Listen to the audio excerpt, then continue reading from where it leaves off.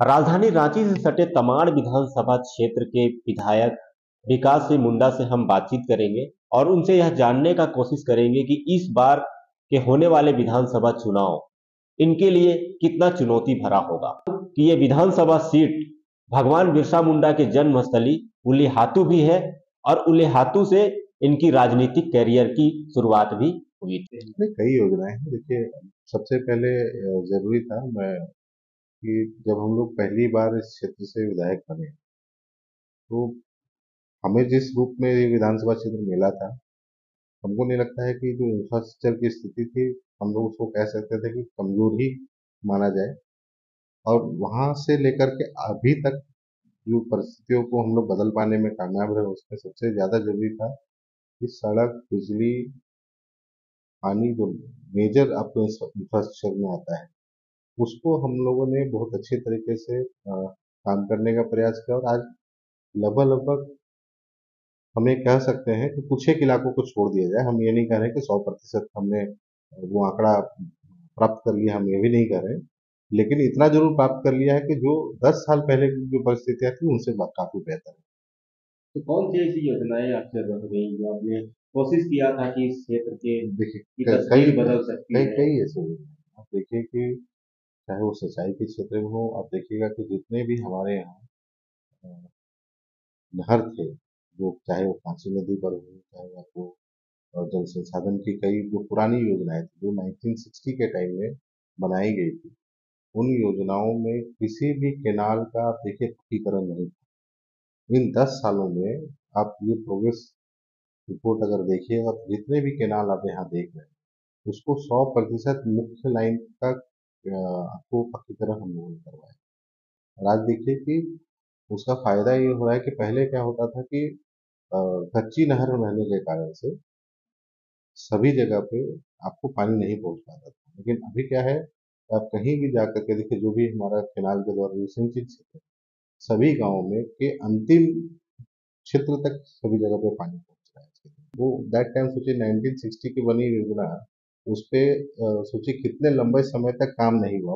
वो बिहार के टाइम में बनी योजना, और जब बिहार सरकार में ऐसे भी झारखंड के जो क्षेत्र थे वैसे ही आप आप, आप कहिए कि अनदेखी का शिकार होते थे। लेकिन राज्य बनने के बाद भी बहुत लंबे समय तक उसमें काम नहीं हो पाया था। हम लोगों ने 10 सालों में एक बड़ा अचीवमेंट है कि हम लोगों ने उन सभी जितने भी नहर परियोजनाएं थी सबका पक्कीकरण हम लोगों ने कराया। अब इसके बाद की तैयारी है कि जो ब्रांचेस इसके जो है उसको हम लोग पक्कीकरण कराएंगे, ताकि जो थोड़ा सा भी जो पानी वेस्टेज होता है, वो एक बूंद भी पानी वेस्टेज नहीं होगा, सीधे लोगों के खेत तक पानी जाएगा। सर, सबसे बड़ा सवाल लगातार यह उठते रहे हैं कि जिस भगवान बिरसा मुंडा के नाम से राज्य का गठन हुआ और वही भगवान बिरसा मुंडा का गांव जन्मस्थली उलीहातू भी आता है और इस विधानसभा क्षेत्र उलीहातू आपके विधानसभा क्षेत्र में ही है। तो कहीं ना कहीं वहां के जो वंशज है स्थानीय है लगातार विकास नहीं होने की बात कहते रहे हैं, नहीं, ध्यान क्यों देखिए, नहीं दिया? ऐसा नहीं है, सभी जगहों पे पेयजल की समस्या नहीं है। आप वहाँ देखेंगे कि आप अगर वहाँ 5 साल 10 साल पहले अगर आप गए होंगे, तो हमको लगता है कि आपको ये देखने को मिलता है कि वो पूरे उस पंचायत में, उलीहातू गांव जिस पंचायत में, आप देखिए उस पंचायत के 100% गांव में लोग पीने के पानी के लिए कुआं का से ही सहारा लेते थे। आज उसी पंचायत में हम लोगों ने लगभग लगभग, हमको लगता है कि कुछ एक गांव छूट गए हैं, क्योंकि कुछ गांव जो है पहाड़ के ऊपर है, वहाँ थोड़ा सा वो प्लान बनाने में थोड़ी मुश्किलें आ रही है, लेकिन हम लोग उसको भी प्रयास में लगे हुए हैं। उनको भी उस दौर से हम लोग बाहर निकालेंगे। तो पहले जो परिस्थितियां थी आज नहीं। आज देखिए वहाँ पे आपको एक परियोजना वहाँ के लिए अलग से बनी, जिसका अभी लाभ वहाँ की स्थानीय पंचायत के लोग ले रहे हैं, और बहुत अच्छी तरीके से। ठीक है, शिकायतें निश्चित तौर से करना भी चाहिए, कुछ कमियां हैं तो उनको पर बात भी होनी चाहिए। आप ये देखिए, गर्मी के महीने की जो बात आप कह रहे हैं, उसके समाधान हेतु एक उसका अलग से प्लान बनाया गया, जिसपे अभी काम चल रहा है। उलीहातू में सर हायर एजुकेशन को लेकर के कोई व्यवस्था नहीं है। अगर आपके तमाड़ बुंडू में देखा जाए तो कुछ जगहों पर ये है, बावजूद इसके सर कि आज भी यहाँ के जो बच्चे हैं वो रांची या फिर अन्य जिलों में जा करके उच्च शिक्षा हासिल करते हैं। अगर हम आपको एक बात बता दे रहे हैं, बिरबांकी में एक कॉलेज खोलने का प्रस्ताव भेजा गया था, क्योंकि वहाँ जमीन की उपलब्धता नहीं है, क्योंकि पूरा ही आपको कह सकते हैं कि कुटकटी एरिया है। तो हम लोगों ने ग्रामीणों से बात करने का भी प्रयास किया है, अभी प्रयासरत अभी भी हैं हम लोग। अगर जमीन वहाँ मिल जाए तो ठीक है, नहीं तो हमने कहा है कि भाई किसी अन्य जगह पे, अड़की प्रखंड में ही किसी अन्य जगह पे जहाँ भी आपको गैरमुद्रा जमीन हो, वहाँ पर हमने कहा है कि आप उसका प्रस्ताव भेजिए। हम लोग निश्चित रहिए कि इस मामले को लेकर के अपना रवैया एकदम सकारात्मक हमने रखा है कि भाई उच्च शिक्षा के लिए बच्चों को ऐसा नहीं कि 30 किलोमीटर, 40 किलोमीटर, 50 किलोमीटर दूर जाने की जरूरत पड़े। इसके लिए हम लोगों ने पहल जारी रखा है। ये कह सकते हैं कि वो अभी तक नहीं हो पाया है, इसको हम लोग स्वीकार अगर करते हम राजनीति की बात करेंगे तो ये आने वाला जो चुनाव है आपके लिए काफी आसान दिखाई नहीं दे रहा हैं। है। ऐसी बात नहीं, देखिए चुनौती अगर आप कहेंगे तो लगातार दो बार के चुनाव में लोगों ने चुनौती पेश की, लेकिन चुनौती का असर क्या हुआ? पहली बार 26,000 से हम लोग चुनाव जीते, दूसरी बार 31,000 वोट से चुनाव। हम आपको ये कह रहे हैं कि ये चुनाव भी बहुत बड़े मार्जिन से जीतने का काम हम लोग करेंगे।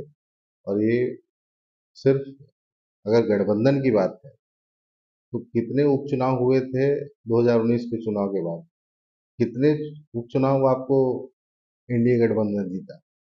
एक उपचुनाव जीती, बाकी सारे हम लोगों ने जीता, मतलब 90% से ज्यादा स्ट्राइक रेट हमारा था।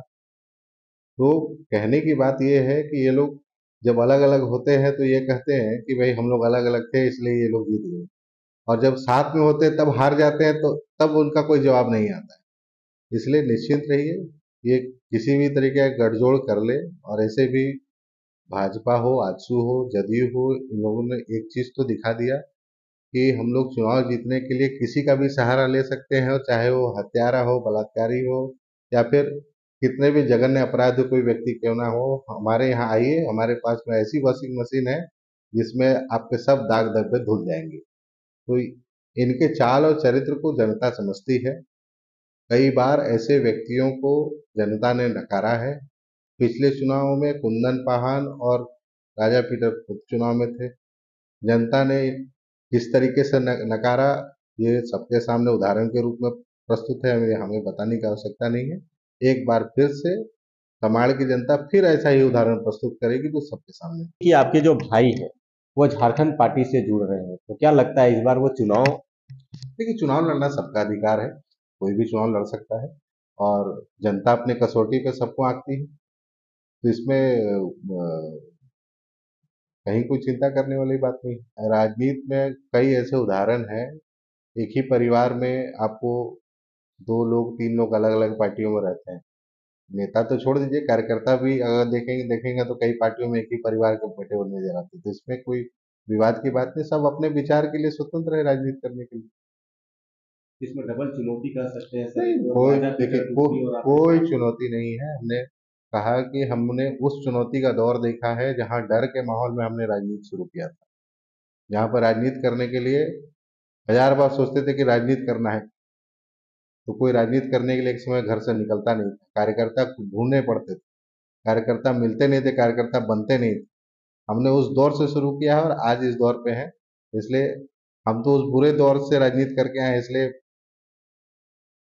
कोई परेशानी, जितनी परेशानी हमने झेली है उस परेशानियों के सामने जितनी भी परेशानी है वो बहुत छोटी है। सर आप नक्सलवाद के खिलाफ शुरू से लड़ते रहे हैं, चाहे राजनीति में आने से पहले की ही अगर बात करें तो आप नक्सलवाद के खिलाफ मुकरता से आप बातों को रखते रहे हैं। कहीं ना कहीं आपके जो पिताजी थे उसी का कारण तो उनकी हत्या नहीं नहीं, की गई ऐसा थी। बात नहीं। देखिए, नक्सलवाद से आप देखिए कि सिर्फ हमारे क्षेत्र को नुकसान नहीं हुआ है, बल्कि राज्य और देश को कितनी बड़ी क्षति हुई है, इसका आकलन आप करेंगे तो आकलन करते करते थक जाएंगे।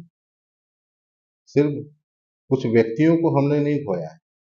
आप देखिए कि इसका व्यापक रूप में प्रभाव किस तरीके से पड़ा है कि आपके क्षेत्र के प्रति एक नकारात्मक तरीके से लोग देखने लगे थे। कहाँ से आए हैं भाई? तो बुंडू से आए हैं। कहाँ से आए? तमाड़ से आए हैं। लोग आपसे बात करने से ही चलते थे एक समय।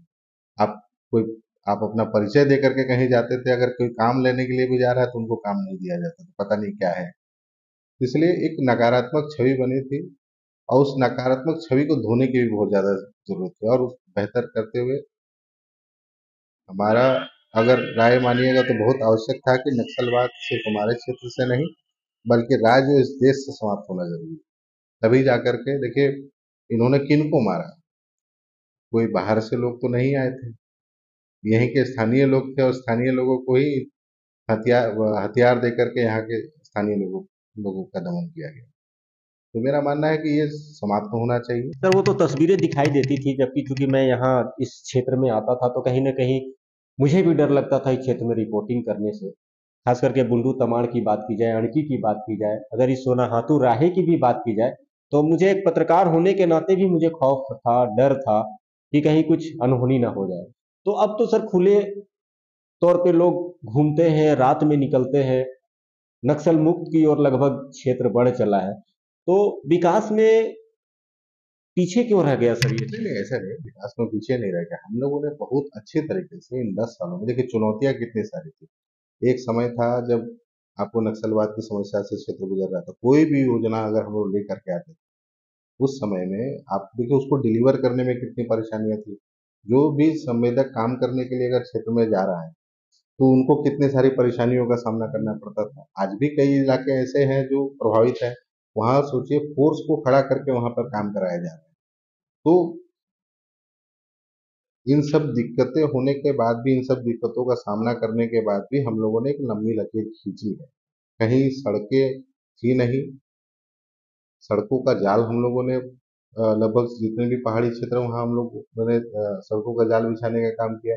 और एक जो नकारात्मक छवि बनी थी उस नकारात्मक छवि को हम लोगों ने तोड़ करके, उन सभी बाधाओं को तोड़ करके आज के दिन में आगे बढ़े हैं। तो निश्चित रहिए कि जो तेजी आज हम लोग लाने में कामयाब हुए, आने वाले समय में इससे ज्यादा तेजी से काम। विकास सिंह मुंडा की पहचान कहे तो पहले से लोग जानते थे, लेकिन धीरे धीरे इनकी पहचान बढ़ी, आजसू का दामन थामा और विधायक बने। उसके बाद झामुमो से आज विधायक हैं। इन्होंने बेबाकी से जवाब देते हुए कहा कि जिस वक्त सभी चुनौतियों को पार करके मैं जगह पे था तो आज कुछ भी नहीं। जो भी चुनौतियां सामने आएगी लड़ेंगे और जीतेंगे। सोनू अंसारी, ईटीवी भारत, खूंटी।